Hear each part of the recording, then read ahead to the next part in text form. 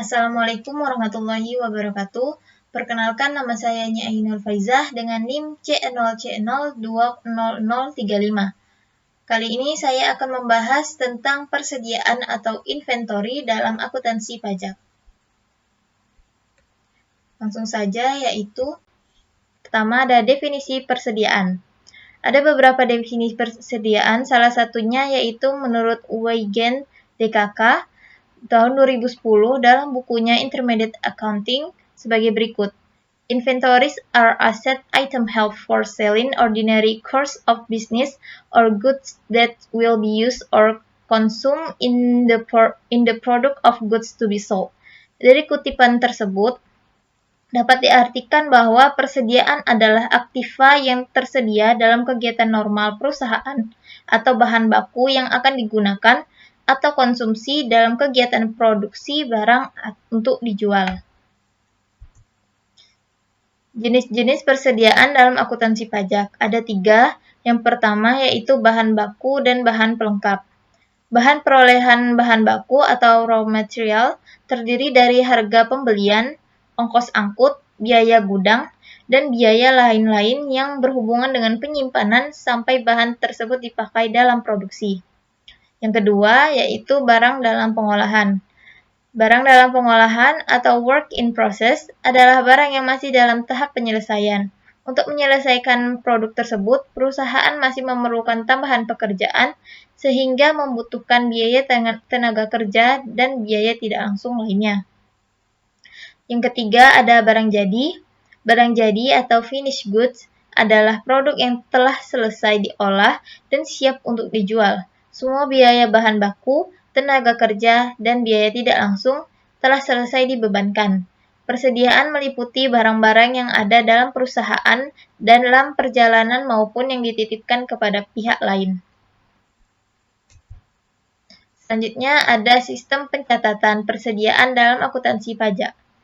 Dalam akuntansi dikenal 2 sistem pencatatan persediaan, yaitu sistem periodik dan sistem perpetual.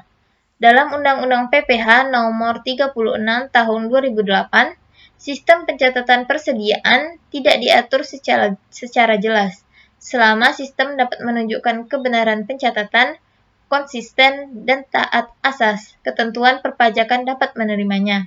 Untuk menentukan apakah kedua sistem tersebut sesuai atau dapat digunakan dalam perpajakan, berikut kita akan membahasnya secara singkat. Yang pertama ada sistem periodik.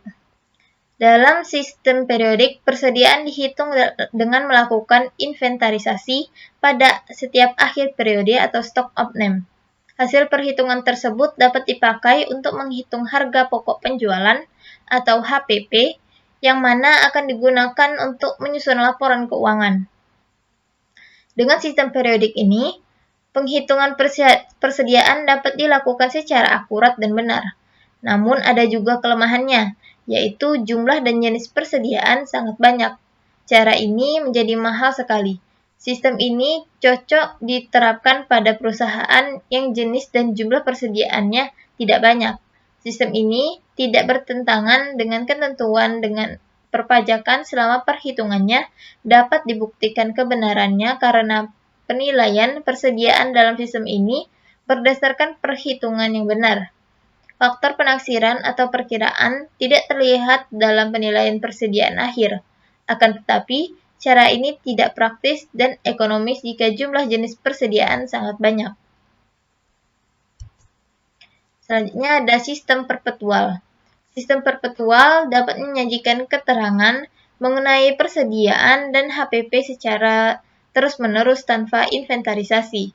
Hal ini dapat dilakukan karena setiap transaksi yang berhubungan dengan hasil persediaan selalu dicatat sedemikian rupa sehingga rekening persediaan senantiasa menyajikan saldo persediaan fisik. Dengan sistem periodik, nilai persediaan hanya dapat diketahui jika pemeriksaan fisik dilakukan.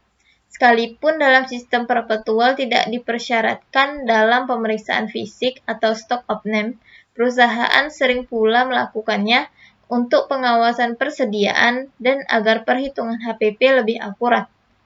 Sistem perpetual tidak menggunakan cara penaksiran dalam perhitungan nilai persediaan. Bahkan pemeriksaan fisik masih digunakan sebagai pelengkap. Dengan demikian, sistem ini tidak bertentangan dengan ketentuan perpajakan.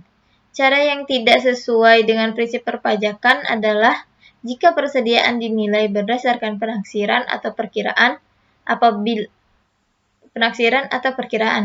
Apabila contoh penilaian pemakaian persediaan diuraikan di penjelasan Undang-Undang PPH Nomor 36 Tahun 2008 Pasal 10 Ayat 6, diperhatikan, sistem di pencatatan yang diperkenalkan adalah sistem pencatatan perpetual. Atas dasar pertimbangan itulah, dalam pedoman penyusunan laporan keuangan fiskal, ditegaskan agar pencatatan sedapat mungkin dilakukan dengan sistem perpetual. Akan tetapi, untuk hal-hal tertentu yang karena sifatnya mengalami kesulitan dalam menggunakan sistem perpetual, seperti pasar swalayan, sistem lain dapat digunakan. Baiklah, sekian dari saya. Wassalamualaikum warahmatullahi wabarakatuh.